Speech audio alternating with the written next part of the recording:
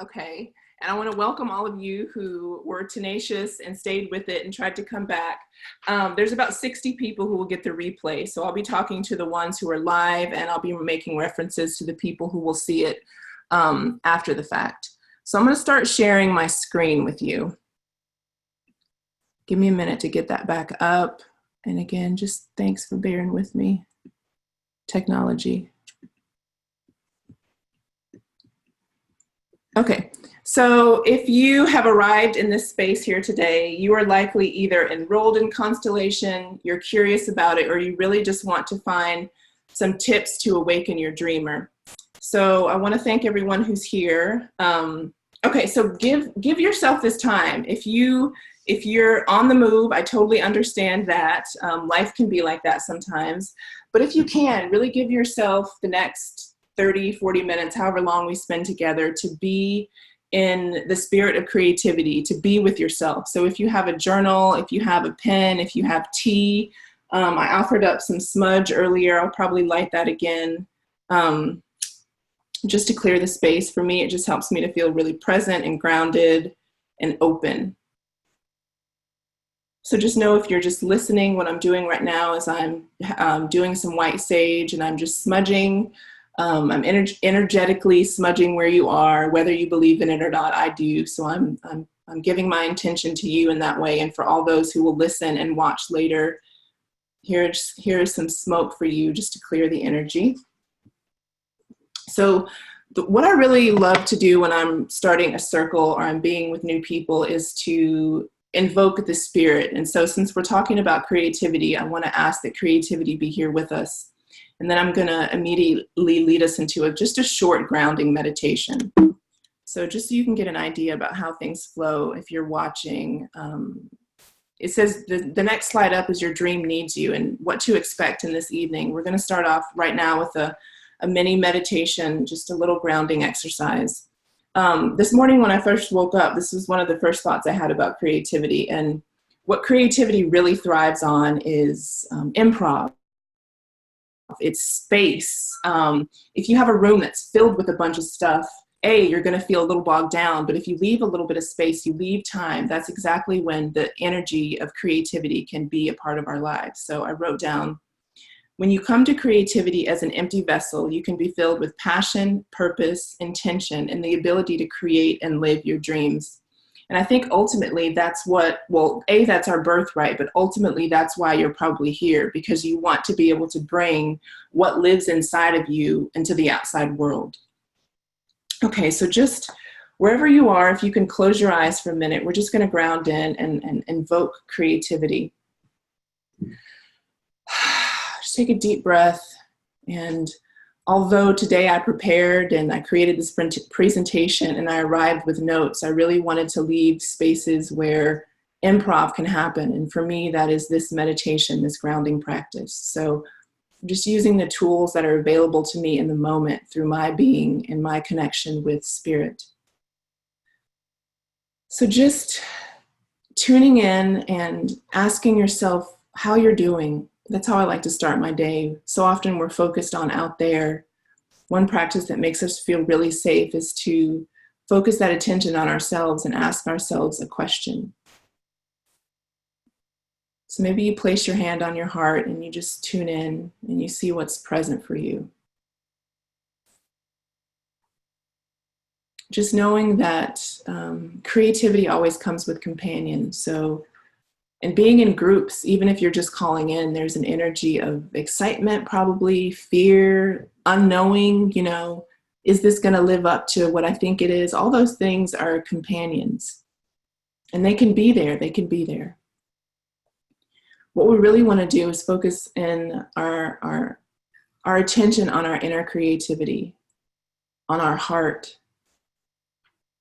maybe on that still small voice.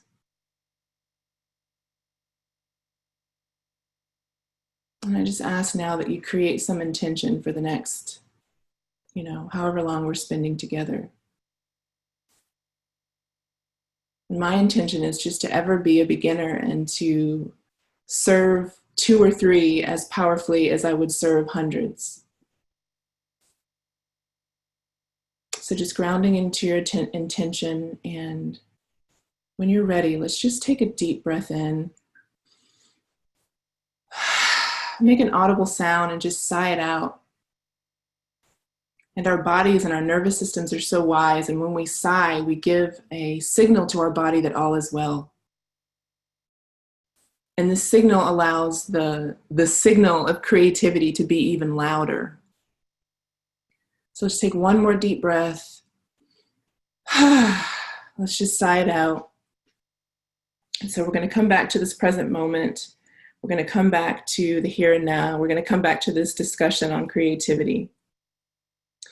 So before we start, I'm just going to give you a little introduction to who I am and what I do. And I'm actually going to, if you're watching this, you see that there is a little bit about your guide, which is me, and my story about Matthew McConaughey. So if you signed up for this, there's so many ways that you could have, but one of the stories I tell, or the teasers I gave, was how I manifested Matthew McConaughey.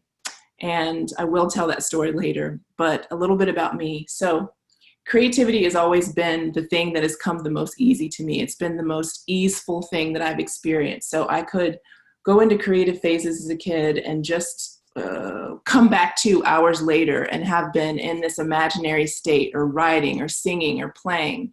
And so when they gave out awards as kids, the one that I would always get would be most creative. And now, although I value that and wish I could find those papers with all of my heart, back then I just thought, oh, well, shouldn't I just be getting great grades? Or the people that were more analytical thinkers were the one that got praised the most. So, I did create the story about creativity because it was so easy for me. And where creativity met transformation is where my power really started to come on deck. And so what I mean by that is when I merged my love for words and writing and collage and everything I do for work, marketing, with my desire for transformation and my desire for people to see themselves as whole and limitless.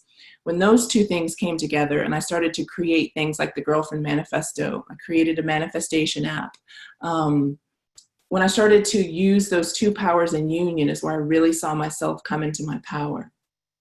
So I want to sing the praises of creativity forever and ever and ever, because it's not just, creativity isn't just painting and collaging or being a writer, although those are very creative pursuits. What I really believe creativity to be, and I'm going to use creative interchangeably with dreamer. What I really believe creativity to be is our innate ability to create our realities around us. So our innate ability to think and dream of a state and then be able to experience it. This is literally wired into our DNA. This is who we are by design, and this is our birthright. So getting in touch with our dreamer keeps us in connection with creativity, which again is our birthright. And so why dreams matter. I'm going to move to the next slide. And actually, I'm going to skip that. It's a quote that inspired Constellation. Why our dreams matter. So our dreams, first and foremost, and of course, why dreams matter is going to be different to every person, but I really picked 3 reasons that I felt highlighted my own personal mission and what I want to offer to people who are listening, who will join Constellation, and who just want to boost their creativity or understand their dreams better. Well, one, it keeps us connected to our hearts. And I feel like without our connection to our hearts, we lose our intuition. And what does our intuition give us? For me, intuition is so inextricably linked with synchronicity that I can't tell them apart. They're like cousins. It's like, or they're twins. I'm like, which one is which, And without our connection to our intuition, which helps us move into these circumstances that we never could have imagined or created on our own, like that's one of the gifts of dreaming, is being in contact with your intuition and the truth of who you really are. And then a quote I love so much is by Albert Einstein, and it says something like, dreams are a preview of life's coming attractions. And so one of the most brilliant minds in history knew the value of dream and the dreamlike state. He knew the power of what our heart and our minds can conceive, our hands can hold. Another visionary who really believed in dreams was Nikola Tesla. So before the Tesla coil was ever created, or even the idea for this sort of invisible use of energy, he imagined things in his mind. Like he would imagine them from start to beginning. If he got to a place in his mind where he could sense that there would be a problem or he couldn't understand how this force would work, he would work through it all in his mind's eye before ever anything came into the physical realm. So, you know, our minds and our hearts really are this preview of what can come. And then our dreams literally help us heal. So if we didn't go into dream states at night and spend 8 hours or, 8 hours sleeping and then, however long it is in REM sleep, I actually think it's a really short amount of time. But REM sleep is basically a brain wave that we can connect in with when we are feeling creative or when we're meditating. But that literally helps our bodies to heal. We go into a healing state as dreamers. As creative people, we slow our brain waves down from having to process information constantly, which is beta. Like if you've ever seen beta, what a beta wave looks like, it's a really tight, very dense, up and down, quick wave. But as we move into alpha and theta and more of these visionary creative states, this wave turns into a gentle roll where more information can come in. I'm just so fascinated with the brain and the body and how this all works. But that's why I think dreams matter. And I think that's why you're showing up. You want healing in your life. You want to be able to imagine something about your dream and take the correct action, because action is involved, and create it. And we want to stay connected to this invisible force that beats our heart and puts us in contact with the right person at the right moment. These beautiful synchronistic events. So I'm going to take a sip of water. Before I continue, I like how the group energy would build. And like I said, where 2 or more gathered, I want to serve 3 of you like I would 100. And I want to give my all to the process. So I was thinking about you all this morning when I first woke up, and I wanted to pick some cards. Like I wanted to woo creativity. And so much about being a dreamer and creative is being willing to try something new and be flexible with your mind. And we'll get more into those principles, but I picked 2 cards, and the 2 cards that literally like flew out of the deck, I'm using Wisdom of the Oracle, were new life, keywords, birth of new ideas, growth, opportunities, a breath of fresh air, and life renewing itself. Beautiful. And what was the other one? Milk and honey. Like what could even be better? The taste of prosperity, opportunities born of authenticity, nurturing abundance, trusting that your needs will be met. So when we get in contact with our dreamer, A, new life happens, and B, we have more access to milk and honey. I just thought that was so beautiful. So I wanted to do, first of all, 11's a magical number. And then when I found myself creating this presentation without even trying, there was another 11. So there's 11 pages to this. So we're literally in the vibration energetically and through the magic of numbers of abundance, right? And so moving into some of these practices, I wanted to pair a practice with a principle. And I wanted to do that because a principle is more of a yin thing. It's not tangible yet. It's a frame of mind. It's a way of thinking about things. And when we merge a principle with a practice is when we're ultimately the most powerful. So, when we merge the yin and the yang, the practice is the yang. It's taking this idea from an idea in your head, and then you're creating an action with it. You're sparking off of that creative desire that we all have. Okay, so one of the first principles that I use to invoke my creativity, my passion, and my ability to create in the world is mindfulness. And mindfulness is it's a principle and a practice all in one. So when we start to think about or to consider or to feel, actually, because thinking kind of takes us out of the feeling nature of mindfulness. When we're really in tune with mindfulness, we feel peace. It may not come easily, but there's moments of it. And we know instinctively what that feels like when we get into mindfulness. And so, like I was talking about, mindfulness is actually, there's a brain wave that's associated with mindfulness. And that brain wave is also associated with creativity. So when we slow down and we get into these mindful states, and even just like when I start to talk slower, or I lower my voice a little, first of all, my brain gets super turned on and I'm like, ooh, what's going to happen? But we allow ourselves to fall into this mindfulness even quicker and easier. So one of my practices is mindfulness, and one of my states of being is mindfulness. And so for me, if I'm in nature, I can more easily drop into my creativity. My dreamer feels like just so expansive. I have a dear friend who's on the phone, and I would imagine she feels similarly. Like when I get on a plane, I'm like, my creativity is just sparking. You know, we have to invite these practices into our life that give us access to our dreamer. So, question on the next one, curiosity. Actually, I don't want to see myself. Actually, I just want to, okay, good. I can see everything now. There we are. Okay, so curiosity.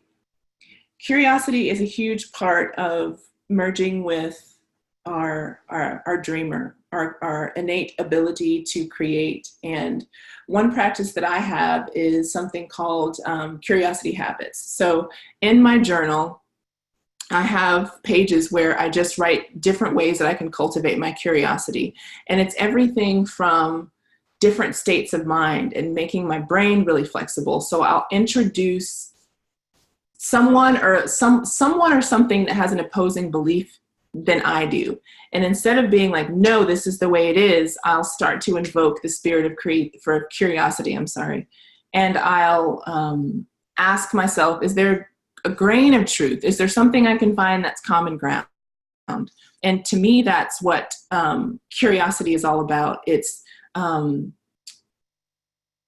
being in that state of not knowing. It's the beginner's mind. It's me showing up without preconceived notions about who you are or what you're going to say, and instead being curious. So I invite you to come up with a definition for curiosity and come up with a practice for curiosity as well. These are, I don't know, I started kind of with my most potent tips, and then at the end, there's some other ones as well. So receptivity. I actually had to pull up that word because so many of these words, if you're in the transformational community or you consume a lot of this material on the regular, these words can start to not really have a meaning. Because we can ask 100 people what receptivity is, and we'll get 100 different answers, and we may agree with 98 of them. So how do we hold all of these different points of view at one time? And that's really the gift of receptivity to me. It's a creative mind. It's a mind that says, although I believe this, there may be room for other thoughts. Like I see pictures in my head, and sometimes they're actual visual representations, and often they're the way that we know things in a dream. We just know. So I saw this big room. Oh, I just lost the thought. Anyway, I had this visual of what receptivity is and how if we stay open and flexible, more ideas can come in and out. All right, so moving on to, I believe this is number 4 of 11. Inspiration. So inspiration is free is one of my favorite hashtags. And before it was a hashtag, an invisible space, it was this banner that was in this business that actually I manifested from the inside of me out. I had always wanted to have a craft studio, and I had the most beautiful space in Warehouse Road that came about in a very synchronistic way. So if you've been listening the whole time, I'm trying to emphasize these little buzzwords that we're talking about. But yeah, it was this physical banner that I created out of old sign, like pieces from old signs, like those big plastic pieces. So in these big letters, it said inspiration is free. And I believe that with all my heart and all my soul. And I feel like inspiration is some magic fuel for the dreams that we want to create in this world, you know? And we can be inspired by Beyonce's drive to succeed. We can be inspired by a plant that's around. And really what I challenge you to do now, and especially those of you who are just listening, this is kind of a cool thing you can do. And it's something that helps make your nervous system feel comfortable. I'm all about it. Look around where you are, look around your room and find something that inspires you. And if you're able to, and you can do the chat system, I'd love for you to throw it in the chat or to unmute yourself. There is a button I believe you can raise your hand too. So if people can figure out how to do that, we can have a chat about it. But if not, just look around your room and see what inspires you. And, you know, maybe you're in your car and it's your own eyes, or maybe it's a feeling, or maybe it's someone you saw earlier, but bring to mind something that inspired you and let those feelings, those emotions, those, I want to say neurons that wire together, fire together, but, you know, whatever happens in those neurons, let that feeling flood your body. Let, you know, just be with inspiration as a catalyst and a tool to bring forth your own creative dreamer. So if there's anyone that can put something in chat, I'll try and check the chat. And then if you want to unmute yourself and share what you found inspiring, I'd love to hear. I'll give just a moment to see if any of that. Yeah, we got a chat. Okay, let's see. I'm traveling right now, and just the act of traveling is inspiring. That's so true. And one of the best gifts about travel for me, and what brings me inspiration, is just like, suddenly I'm out of my comfort zone. None of the things that I normally do that are habitual are, well, you know, they can be there. You can obviously take them to other cities, but suddenly there's all this new magic around me, and I feel really creative, and often I'll be way more in touch with my intuition and synchronicity. So I love it that travel is inspiring. If anyone else can figure out the chat, I'd be happy to hear what you find inspiring. But if not, just jot it down and really get into the practice of looking for what inspires you. Not only is it powerful to invoke the dreamer, but it's powerful for manifestation. It's powerful for gratitude. When the universe sees that you appreciate something, you're inspired by it, it conspires to give you more of it. And you know, whether you feel that that's like hokey woo-woo, or you just believe that your mindset determines a lot about your life. Either way, you want to look at it, it's there. Okay, so we're moving on to commitment. And I think you can even like raise your hand in here. I don't know. By a show of hands, invisible hands, whoever's watching this hands, who has had fear of commitment? I'm just going to claim that for myself. I've definitely projected that onto partnerships, and that's a whole tangent. But commitment is one of these things that we've kind of been taught to fear. We haven't been told about the true power of commitment. And commitment is as flexible with you as you are with it. So if you're like, there's been probably hundreds of times that I've broke commitments to myself, but other larger commitments have emerged from my, kind of waffling with the word commitment, or with my own personal commitments. But something magic happens when we do decide.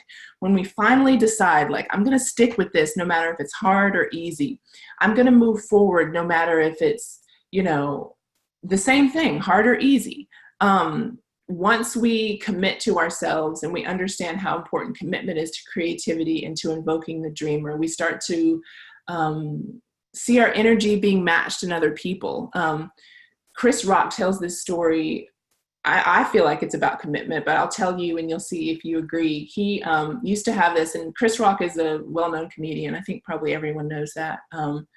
And before he made it, he had a car that would constantly break down.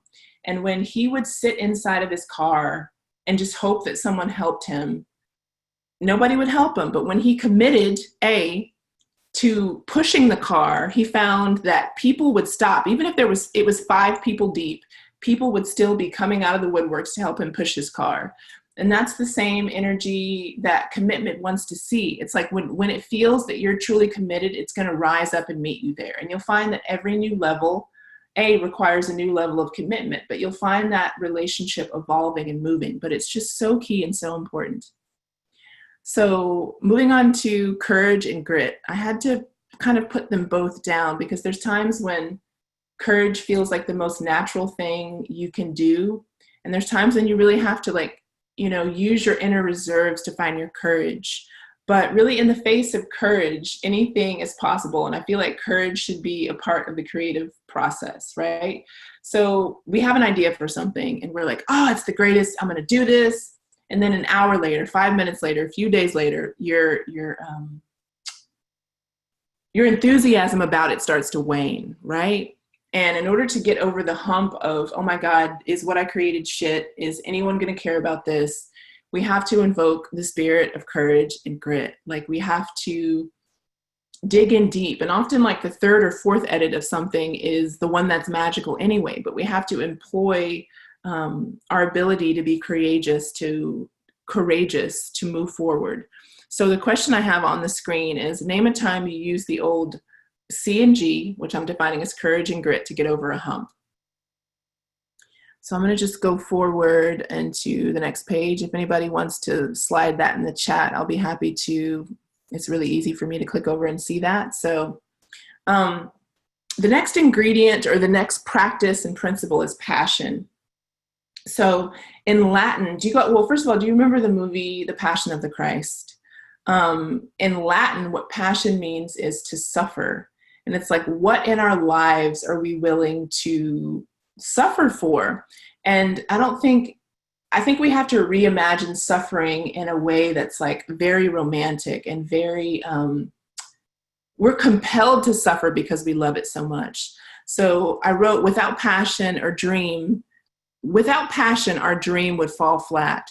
What are you willing to suffer and endure for your passion? And for me, it's like, I started to ask myself this question this morning, and I would suffer for what I've created with the Girlfriend Manifesto. Every time I think like, oh my gosh, what I'm doing doesn't matter. What am I even doing? I get an amazing letter or something from someone, and that's what I would suffer for, the ability to help make other people's lives good. And a mini tangent, our suffering can be mitigated by looking at it in a different way. And really the way that I understand this Latin word is just it has a very romantic edge to it. It's like the suffering almost comes natural because I love it so much. It's like, of course I'm going to go through what it takes to be able to see this dream into reality. Of course I'm going to be able to do that. That's the kind of passion I'm talking about. So in your journal or in the chat box, write down what you are willing to suffer and endure for your passion. Not to glamorize suffering, because hopefully I've given enough like caveats about what that means. Authenticity. So I feel like I wrote down notes. Oh, I actually wrote down some notes about passion. So before I move forward, I was thinking about how many people jump onto a bandwagon because it makes sense or it's popular. So I think a part of passion, and actually a part of authenticity, is really only devoting your time to things you feel super called for. So, and even just like, because real estate is popular, there's people that don't care about the earth, that don't understand how it functions, that don't understand when you cut down trees, it gets hotter. So there's all these people that are just in it for the money, and they lack the passion for our environment. And so we're all out of balance. So, and maybe it's like we all need to get in tune with what really makes us tick and what we really love, because then we would all be in the right space at the right time. We would be giving our energy towards things we ultimately love, and not just doing things because they make us money or because they whatever, because I really do feel like our body and our psyche and our soul suffer when we have too much of that in our lives. And when we can give ourselves passionately to what we really care about, we're going to be good stewards of the earth. We're going to be good stewards of plants that, are sparse or need certain types of harvesting regulations. We're just all going to be in it for the right reasons. So things are going to make sense. And I know that's, again, a little bit romanticized, but that's really what I authentically believe. Okay, so moving on to authenticity. The art of being who you are in the moment. And this has been such a struggle and such a reward for me, because the way that I know myself isn't the way that the world knows me. And I thought, okay, well, where's the breakdown? Why aren't you showing up authentically all the time? Why aren't you really being full on as weird or as amazing or as full as you know yourself to be? And I think we all have a fear that if we are the tallest sunflower, we'll get chopped down, because we've all been told, like, get in line. Do this right. Don't argue with your teacher. They know more than you. So we've all been shown how to dim our lights, but how many of us have been shown how to really show up authentically? So one of my favorite practices for creativity and invoking your dreamer is to show up authentically. Authentically. Wow, that word's starting to sound funny. To really show up authentically. And so the question that goes along with this journal prompt is, what's a key part of your authenticity? Begin to ask yourself what makes you tick and write down something new and then go live it. So we can know what makes us authentic, but if we don't go live it, there's going to be an unlived part of ourselves that's just yearning and is uncomfortable until we act on it. So we have to also, we have to have the practice and we have to have the principle. So the principle is authenticity, and the practice is really living that, is bringing it into the world. Okay, so let's move on to belief. Before anything can happen, we have to believe it can happen. It's a step in manifestation. It's a step in our own ability to bring things forward. If we don't really think we can do it, we're always going to sabotage ourselves. So how can we get in touch with our belief? I was thinking about a powerful example of belief, and it really had to do with people who become obsessed with something and really dedicate their whole lives to it. That belief creates mastery. So like people like Harry Houdini, people, and not necessarily like, now in our day and age, we see that stars are groomed from the time they're kids. And I think that's impressive, but I also think there's something to be said about this inner knowing about who you are and what you want to bring forward. So, and the journal prompt for this is, do you believe in your dream? Like, ask yourself authentically. And if the answer is, it's not quite a yes, just get curious about that. Like, all of these buzzwords are real. Like, don't create a judgment around the fact that you don't totally believe, but just get curious about it, because then not only are you the questioner, but the answer lives inside of you too. So there's something really powerful about that. And then the next part of it was research a hero and see what they believed in. And you can physically Google it, you can check out a book, but there's also a lot you can intuit about your heroes. And of course, Oprah Winfrey is a hero of mine, and a lot of, she's done a million interviews. So a lot of this stuff is like out in the ethos. But I remember this interview with her where her grandmother basically said, you're going to end up just like me. You're going to be working these fields. Her grandmother didn't have a bigger belief for her life. So she projected that onto Oprah, and little Oprah was like, no. Like, even little Oprah had this belief about who she is and what she can do. And that's probably why we even all collectively know her name. Ooh, and another good interview recently was Missy Elliott. And she said something that I wrote about, was just like, be careful, not only be careful of the tongue, but know it's possible when you reaffirm a belief in something, when you create a neural pathway around what's possible. That belief can welcome in all kinds of things. So it goes from something that's invisible, it's in your mind, it's a belief, it may be something you say on the daily, and then you start to take action on it, and you start to, the actionable part is there, but soon before you know it, that belief in yourself has created outside circumstances that mirror that belief. So, okay, so we've got the last two parts of the puzzle. Thanks for hanging in, for everyone who hung in, and for those who are watching on the replay, thanks for being here. I'm going to announce a little code that you can use if you're interested in being a part of a community of dreamers. I really do, like I said before, I really believe we're one or more gathered. So, even if there's just 4 or 5 of us right now, the energy of being here, being present, listening, it's going to amplify all of our dreams. And, whether you believe it like that or not, it's scientifically proven that energy together amplifies. So we're amplifying each other's dreams, we're amplifying each other's possibilities. And that's why I believe so much in community. But before we get to community, this is one of my favorite principles and practices, is manifestation. And this is where I can tell a story or two. And none of these stories are meant to brag, because I feel like, what Beyonce is capable of, you're capable of, I'm capable of. What, think about a person who you're like, oh my God, they just have their shit together. I love the way they dress. I love what they do in the world. Like, I want to be like that. whoever that person is for you or that feeling is for you, it's possible. So these stories are just told as inspirational. So, okay, my Matthew McConaughey story. When I was in high school, at some point in high school, I saw a movie called A Time to Kill, and it had Sandra Bullock and Matthew McConaughey in it. And I decided that Matthew McConaughey was my ideal partner. I mean, I don't even know what our age difference is.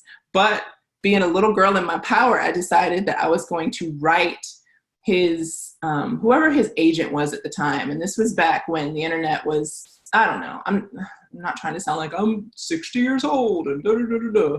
But anyway, I've been on this manifestation path for almost 20 years. I will say that. But I sent him my high school graduation invitation. And at the time I got back a really sweet note, although I'm pretty sure it was just a form letter, but I got a photo as well.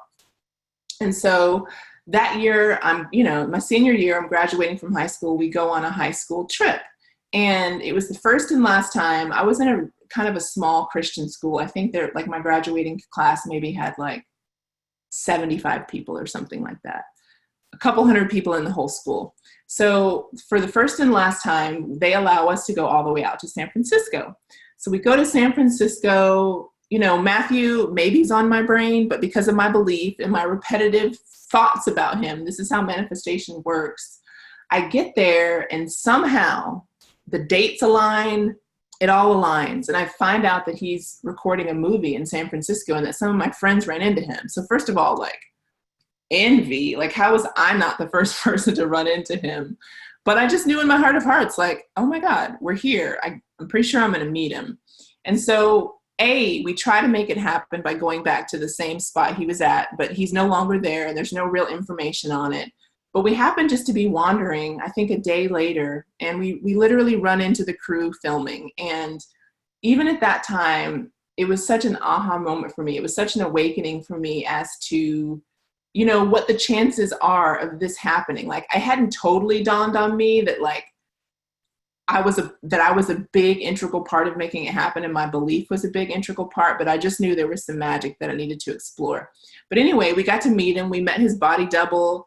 He was handsome, he was approachable, and he gave us all hugs, and I have a photo to this day.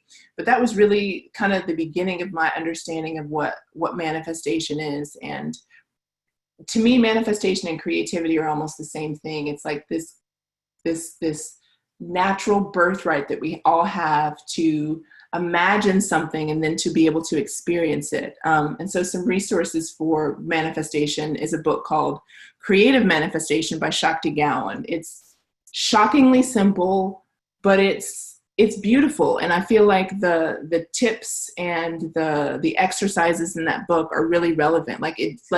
It just doesn't go out of style. The language might change and you might, update some of the language, but the principles stay. For those of you who joined Constellation, I'm going to be actually doing a bonus Zoom call, and it's how to make the new style of vision board. We've all kind of seen the old way, and I think it kind of falls flat.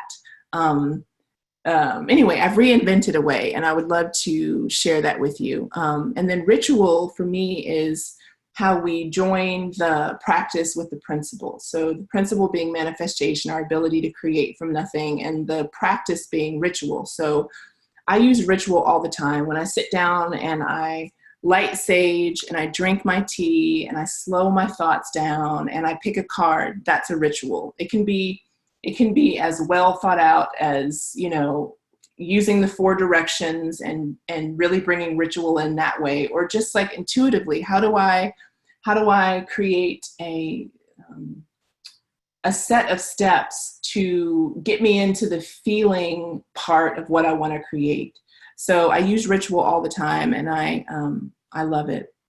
And the last one is community, and I've talked a bit about that over the time we've been together. It's where one or more are gathered, energy is amplified. So the reason that I wanted to create Constellation is because after, serving this community for 5 years, I've really seen how groupthink works. And you may think, oh, it's not working. I'm having my own personal experience. But I started to see themes in the letters that I was getting. I started to really awaken to what Instagram can be used for, you know, not just a highlight reel, but a way to connect people who may feel alone in their vulnerability or alone in creating their dreams. And I really wanted to offer my gifts up to this community and create space, transformational spaces where people could come together and learn. And so that's what Constellation is. Constellation is for women. Constellation is think of it as a monthly subscription, but it basically is an incubator for your dreams. Every month there's going to be different guides from business to sexuality, really every part of a woman's life that has to do with how she creates ritual, how she creates her dreams. And then you will get a guide every month. You'll get oracle card readings, and you'll get support from me. So we'll have these Zoom room sessions, except everyone will have their cameras on, and we'll be sharing. We'll think of them as circles, as sacred circles. So I said, I think in the welcome email, that it's like guidance counselor meets, a sacred circle. So we all have a chance to share about what's going on in our lives, what dreams we're incubating, how we can help one another. And that's really the gift that I wanted to give of Constellation. Let me get to the code. So for those of you who have not joined, depending on where you join from, if you join from Patreon, you get a few additional things, and it's $30 a month. But if you join today, it's actually $25 a month. But there's 11% off of all plans for up to a year. So the 48-hour discount code is momentum.